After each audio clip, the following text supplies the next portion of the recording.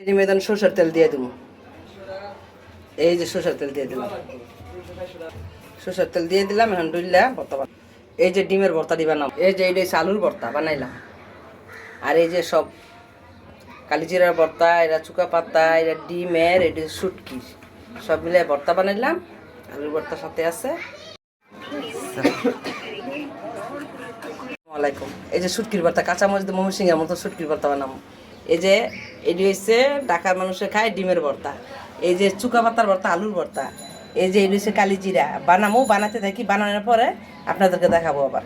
এই যে চুকা পাতার ভর্তা বানাইতেছি, তারপর দেখতে থাকেন কি কি ভর্তা বানাই। এই যে চুকা পাতার ভর্তা বানানো কমপ্লিট। এই যে শুটকির ভর্তা দেখতে থাকেন, চেবা শুটকির ভর্তা কাঁচামরিচ দিয়া। এই যে ভর্তা বানানো কমপ্লিট হলো কাঁচামরিচের ভর্তা, চেবা শুটকি দিয়া কাঁচামরিচের। এই যে কালিজিরার ভর্তা, এই যে কালিজিরা ভর্তা বানানো কমপ্লিট হইলো, কাঁচা পেঁয়াজ দিয়া কালিজিরা ভর্তা বানাই।